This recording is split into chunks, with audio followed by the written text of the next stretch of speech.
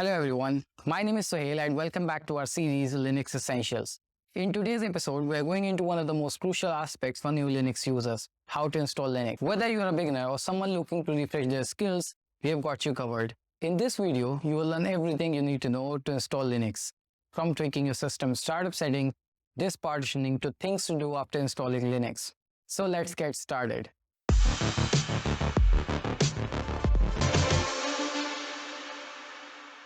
We'll start by creating a bootable USB drive. I assume you're using Windows, so we can download Etcher, a bootable USB maker. If you're using Mac, it's also available for Mac. To download Etcher, we can head over to the website etcher.balena.io and download it.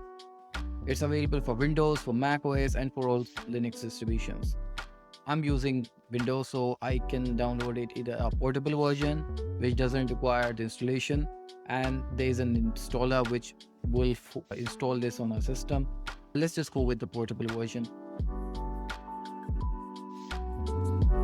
Once the download is complete, we can open it up.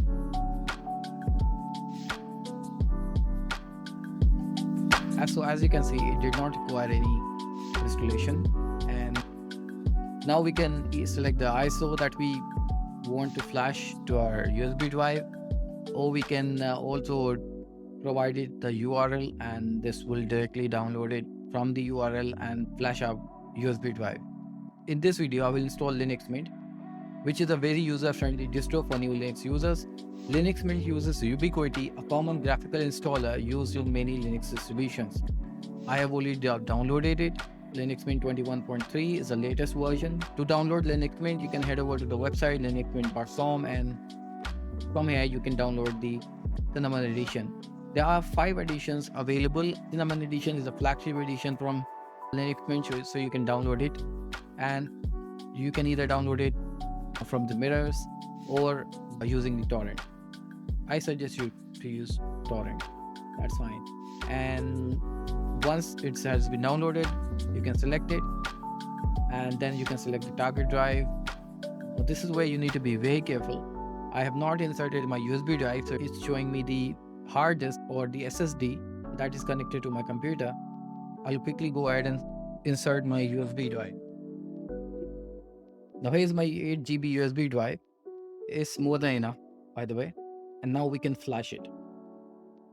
The process will take time. Meanwhile, you can grab a cup of chai and let it complete. 5 minutes later. Once the flashing is complete, we can close this window, and next we can boot the system from this USB. Once we have created the bootable drive, we can proceed to the next step, which is to boot our system from the USB drive. We can do so by going into our system startup settings and set the bootable drive as the preferred bootable device. We can boot into system startup settings by clicking the delete button when the system is booting up. Now for you, it may be a different key. For me, it's the delete key for MSI board. If your board is, let's say, Dell, it could be F12 or F10. For your specific model or make, you can go online and search the key to get into your system startup settings. Now, once you're in the system startup settings, I know there's a lot of settings here, but there are only few settings that we'll tweak. First, we'll change the boot priority order. Now, the boot priority is when your system boots up, it looks for the devices that are connected to your computer, and then it finds for the bootloader so that it can further transfer the process to the operating system.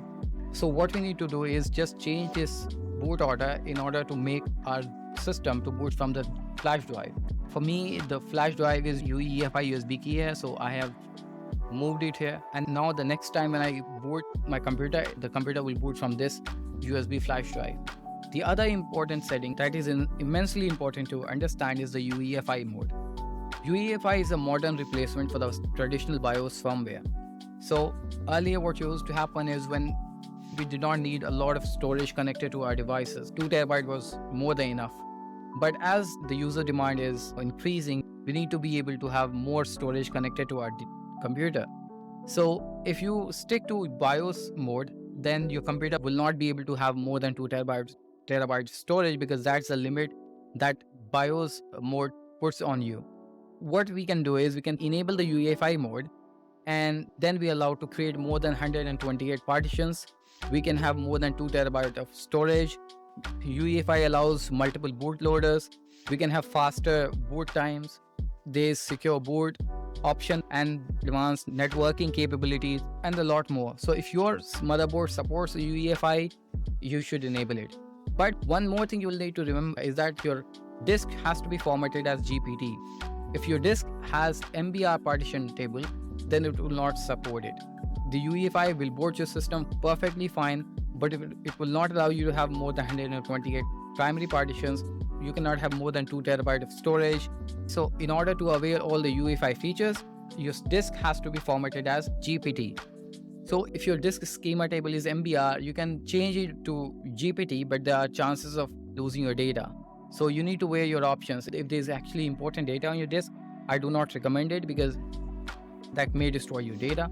So I will suggest you to back all your data up somewhere and then change your disk table schema as the GPT and then toggle on the UEFI mode and then install the distribution. Another thing that you need to remember is that operating systems must support the UEFI mode. Now, almost all Linux distributions support UEFI, so there will not be an issue there. Now, once we are done, in order to enable the UEFI mode, as you can see, I have already enabled it. That's why I'll see this little U icon here. Now, I can save the setting and reboot my system. Now, you'll notice the system will boot from the USB drive that I just flashed. And there you go. So you now have this menu, the grep menu, where you can select your options. You can select Start Linux Mint Cinnamon 64-bit. You can boot it in compatibility mode if you're a manufacturer, which you are most likely not. So you can ignore it.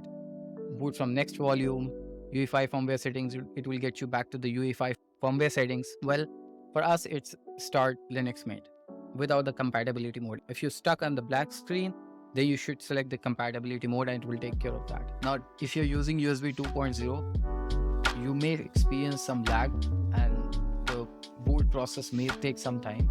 So do not panic, wait for a while. For some, I have even seen it is stuck for about 5 minutes and then it boots normally.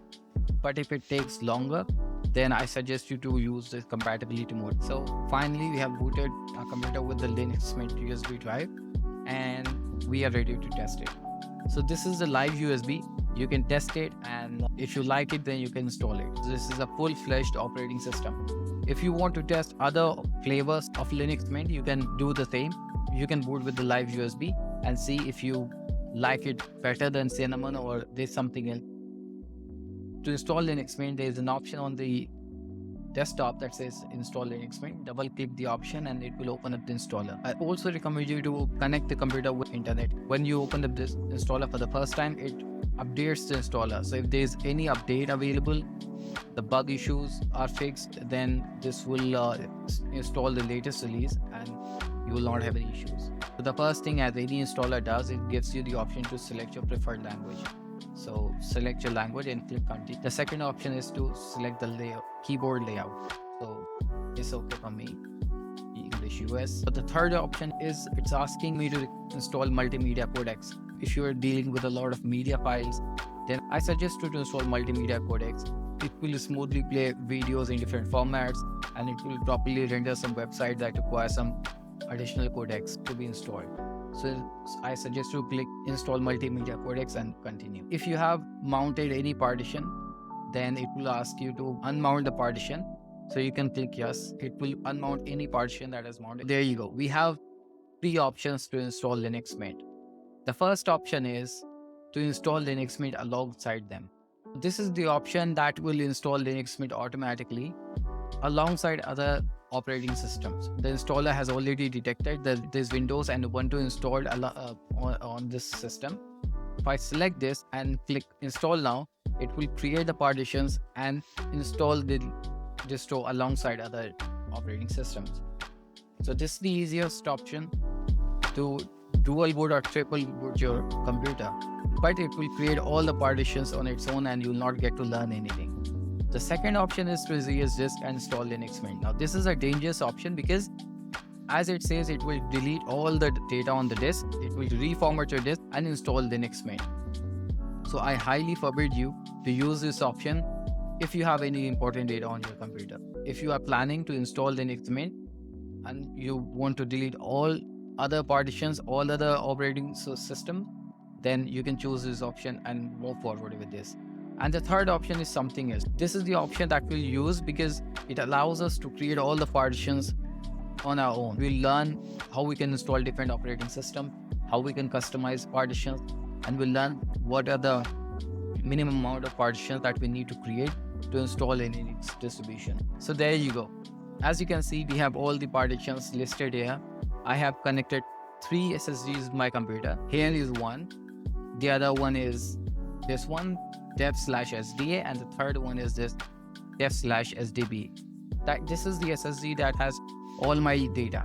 So I do not want to delete anything from this. What I want to do is I want to install this operating system on this SSD, dev/SDA. The other one that is the NVMe 0 and 1, Windows 10 installed. So I do not want to mess with this SSD as well. And there's no free space available anyway. So the only option we have is to install our operating system on dev/SDA1. Now this SSD already has 2 operating systems installed. The first one is the Ubuntu, second one is Linux Mint. Now this is the Windows Boot Manager. So what I will do is I will uninstall one operating system, Linux Mint 21.3, and I installed this so I can show you how to uninstall any Linux distribution. And I will also show you why to create certain partitions so you can save your important data in case you have to uninstall any Linux distribution. And so the first thing we'll do is we'll uninstall Linux Mint. So to uninstall it, just delete this partition. I do not have any important data on this disk, so I can simply delete the partition and come back to the drive. Then you can see we have freed up 20 GB storage. And the second option is, I think this is the swap partition. The swap is also, I don't need it. And finally is the home partition. This is the home partition that I created to store all my personal data. It was also created with the Linux Mint installation, so I don't need it anymore. And finally is the UEFI partition. So now I have deleted all the partitions that were created when I installed Linux Mint. So I have uninstalled Linux Mint successfully. So now what I will do is I'll install Linux Mint. So to install any Linux distribution, I suggest you to have at least 4 partitions. One is for root, second is for swap, third is for your home partition that contains all your data, fourth one is the UEFI. And I'll explain to you what each of these partitions mean. So the first partition we'll create is a root partition. The root partition is the partition that stores all the operating system's data. So the temp file, the operating system binaries, all these information is stored in the root partition. So depending on the type of applications and the amount of applications you will need to install on your system, you can select the size of the root partition. Now, root partition, for new users, I suggest you to create at least 30 GB of root partition, because I know that this is a lot of storage. You can create 15 GB of root partition and your system will work perfectly fine. But because we have all the modern package managers such as Flatpak and Snap, these require more storage. For me, 30 GB is not enough because I install a lot of Flatpak, and each Flatpak contains its own binaries. I'll talk about package managers in a separate video, but I suggest to create 30 GB of root partition. Keep this as primary, and beginning of this space it's okay, and keep it as ext4 and select the mount point as root. The second partition we'll create is the swap partition. Consider swap partition as the logical memory. It's the alternative to your physical memory. Swap partition is used when your system runs out of memory. So what happens is that your system starts moving inactive applications data from system RAM, physical RAM, to logical RAM, which means swap. And that way you can prevent your system from crashing in case your system runs out of system memory. So this is an alternative, but it's not mandatory. If your system is low on memory, then I suggest you to create swap partition. Now, what should be the size of a swap partition? The size of the swap partition depends on your specific needs. So someday the rule of thumb is the size of the swap partition should be double the size of your RAM, so your physical RAM. But it may not be true if you have more than enough system RAM. For example, in my case, I have 40 GB of RAM. So there will not be any case where I run out of system memory, depending on my usage. If you have 8 GB of system memory, if you have 16 GB of system memory, and you need to hibernate your system, then what Linux will do is, when you hibernate your system, it stores all your system physical RAM data into swap space. So in that case, your swap size has to be at least the size of your RAM, so that it can smoothly move all your data from system RAM to swap storage, and it hibernates your system. So again, it depends on your specific need. My rule of thumb is, if your system RAM is 4 GB or 8 GB, then I suggest you to create 4 GB or 8 GB swap partition. Otherwise, if it's 16 GB and you do not use hibernation, or you are not installing or using a lot of applications at the same time, then I suggest you to keep the swap space size as 4 GB. That's it. It will be more than enough. Again, remember, it's just a backup option. Secondly, if you ever feel the need to have more swap space, you can always create swap file, which I'll talk about in another video. So for this tutorial, I'll create 4 GB of swap space. So keep it as primary and beginning of this space, and select swap area. That's it. So we have created swap space. The third partition that I recommend you to create is the home partition. Now again, this is not mandatory, but it's extremely useful if you ever need to delete your operating system. If you do not create a separate home partition, the installer will create a home folder on the root partition. So when you create files or download files, all your files are on the root partition. So when you delete root partition to uninstall operating system, then you lose all your data. The advantage you have when you create separate home partition is you can always mount this partition with newer operating system. So you can always have access to your data even after you uninstall your operating system. Your data will remain safe. So that's the reason why I create separate home partition. And the size of the home partition depends on your specific needs. If you are downloading a lot of stuff from the internet, then you can create it 200 GB, 250 GB. It doesn't matter. It just depends on your need. I'm always I'm installing different distributions, and I need to have as much free space available as possible. So I always create a separate home partition and keep the size to 15 GB or something. So this is more than enough for me. For you, it could be 50 GB, 100 GB. It depends on your need. So keep the partition type as primary, beginning of the space, and keep it as ext4, and select the mount point as home. Click OK. So we have created 3 partitions. So the 4th partition is mandatory if your system has booted in the UEFI mode, and the size of this partition has to be at least 300 MB.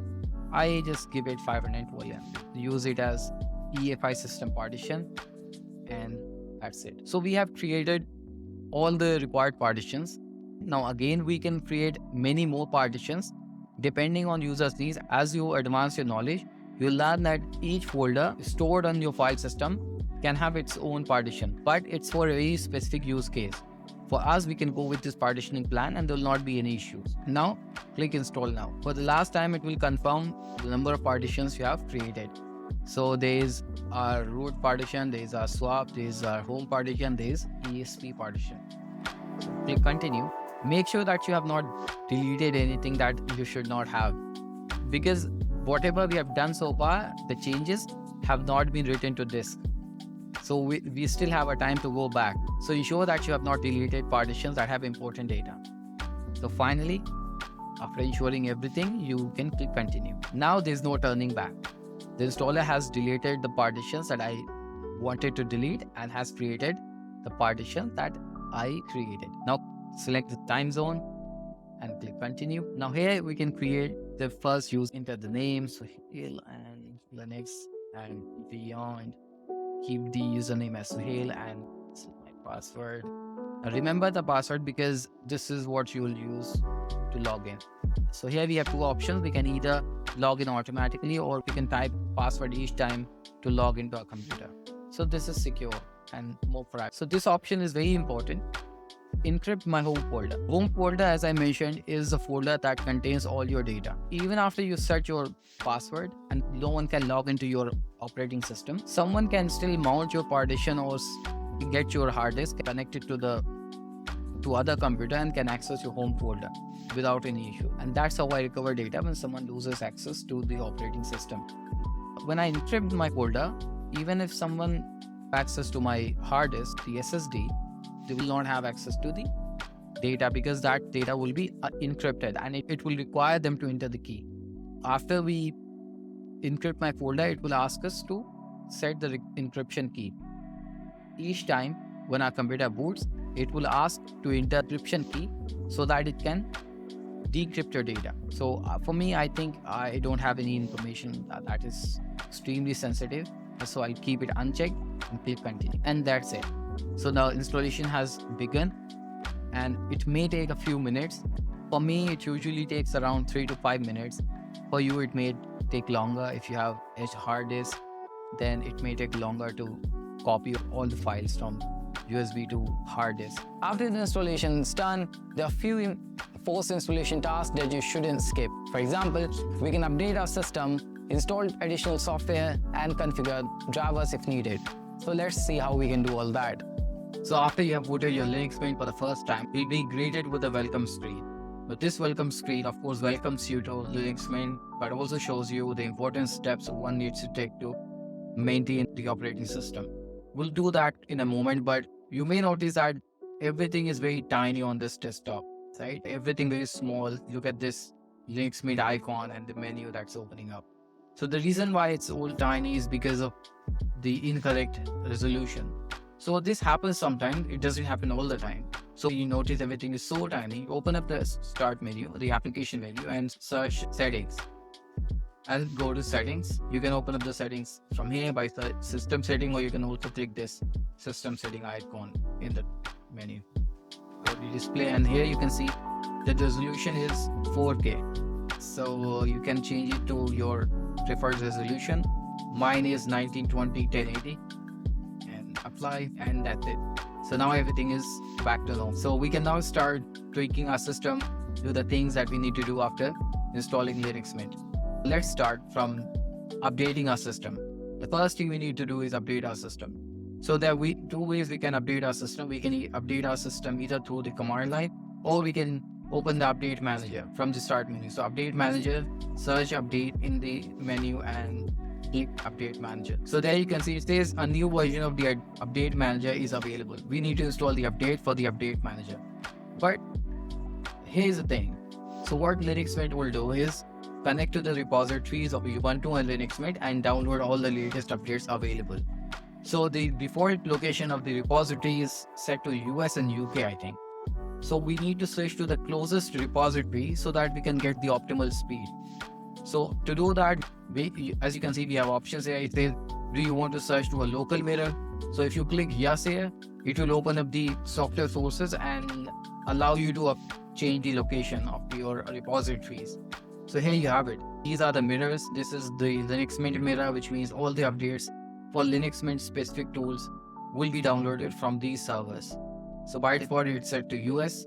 Because Linux Mint is based on Ubuntu, so there is also the Ubuntu repository which will download all the latest updates for the Ubuntu system. Mine is 1.8 Mbps, that which is closest to my location. So I can click this and apply, and then change the base repository, which is Jammy, and then give it some time. It will perform speed test on each of these repositories and give us the best mirror on top. So after testing all the local mirrors, it has found that this mirror is best. This mirror is providing me 3.8 Mbps, which is enough for me.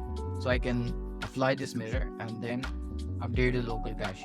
Now it will download the packages information from these two mirrors. Once it completes, we can apply the update manager's update and enter the password that you set during the installation or your user password, and you're good to go. It will now install the update manager's update, and now it has given us all the software that require updates. This is one way of performing update. Once we click install updates, it will start to install update. But the other way is we can use the command line, which is much easier. We can type sudo apt update and then type our user password, and it will check the updates. Install all these updates. As you can see, it says that 94 packages can be upgraded. If you want the list of packages that need updates, you can type up list upgradable. It will give you the list of all the packages that needs to be updated. Now we can update our system packages by sudo apt upgrade them. If I type yes, Y and press enter, you'll see that it will start to download updates. So these are the two ways we can download updates. I prefer command line method because it's easy and it's quicker. You can of course use the update manager, and both are similar. And at any time we can cancel the update. We can close the terminal and start the update from the update manager, and now it will download updates from the mirrors. While it's installing updates, the other thing that I want to talk about is the drivers. So your system may have NVIDIA driver connected to it. We can also install preferred drivers from the driver manager. So Linux Mint provides a driver manager. We can open it up from the start menu, and this will provide us the list of drivers that you can install. So as you can see right now, the open source driver is currently installed. Now I have NVIDIA GTX 1050 Ti. Yeah, I know it's a little older one, but I can install the NVIDIA driver right from the driver manager. I don't have to go to the website and download the specific package for my graphics card and install it. All of that information is available through driver manager. And it also says that this is the recommended one. It gives you the information that these are the proprietary drivers and this one is the open source driver. So this one is recommended for my graphics card. I select it and then apply the changes. Once it has installed all the updates, we can now move forward and set the NVIDIA driver. Type the password, and that's enough. It will download all the drivers and set those drivers as preferred drivers. Once it has downloaded and installed these drivers, it will suggest you to restart your system. After restarting your system, you will notice performance improvement because you have switched to the most optimal drivers for your graphics card. Now, the next thing we'll do is we'll install additional applications from our software center. So there are many ways that we can install software, but in this video I'll discuss the installation of important software from the software manager. So we can either open up the software manager and download the software from there, or we can also install software from the command. Because Linux Mint is based on the Ubuntu, and Ubuntu uses apt package manager, so we can also use the apt package manager to install applications. To install any application from command line, we can type sudo apt. Apt is the command, followed by install and the name of the package, for example VLC. Type the password and then it will show you how much data it needs to download from the internet and how much storage it will acquire after the installation is done. So type yes and press it, and there you go. So we have successfully installed our first application on Linux Mint. Enjoy. The other way we can do this, install packages from store. So we can search VLC from here and we can find that there are a lot of VLC packages. There's flat help, this package from repository, and there are different plugins for VLC. We have already downloaded VLC to install. Let's say we'll install Audacity. So Audacity is an audio editor. We can install it. So as you can see, it's downloading. I don't have to go on the internet to the official website and download it and to install. All we have to do is spin up the software manager, search for the package we want to install, and install it. And now we can launch Audacity. We can also launch Audacity from the start menu, from the applications menu. So there you go. We have downloaded packages from the software manager and also downloaded from the command line. So this is one of the safest ways to install packages. If you go online, search for packages, there are chances that you may install applications from malicious sources. So we bypass all those security loopholes and install applications easily and more securely. After we have installed our preferred applications, the next thing that I want to do is install multimedia codecs. Remember when you installed Linux Mint, there was an option in the installer to install the multimedia codecs. Just in case you did not select that option and now you're feeling the need to install the codecs, then you can install codecs from the command line by typing sudo apt-get install ubuntu ted extras, and you can install the packages. Once all the multimedia codecs have been installed, we can move to the next step, which is to install a firewall. Linux Mint has a very user-friendly firewall called GUFW. GUFW is the command line version, the base of the firewall, and then GUFW is the graphical interface of the firewall. It's also installed. So we can open the firewall from the application menu. Once it opens up, it's a very simple firewall. Here you can select the type of network, whether it's home network, public or office. Mine is home network, and then we can change the status. Once the status is turned on, you can see by default that all the incoming traffic is denied. This is a security option. This is extremely important if you are on a network where the multiple systems are connected, and there are chances that somebody may ping your computer and may try to get some information. So you can enable the firewall and it will provide you security. So these are just the basic steps that you need to take after you install Linux Mint. There's a lot more we'll be learning in upcoming episodes, starting from file managers to installing different package managers and learning about them. If you're unsure about anything, the Linux community is a fantastic place for support. If you have any question, don't hesitate to ask us in the comment section below. Let's recap the key points as we wrap up today's episode. We learned to create bootable USB, tweak system startup settings, and properly create partitions without losing important data. Now it's your turn to explore your new Linux system, and don't hesitate to experiment. If you found this video helpful, please give it a thumbs up and subscribe for more Linux essentials. I'll see you in the next one.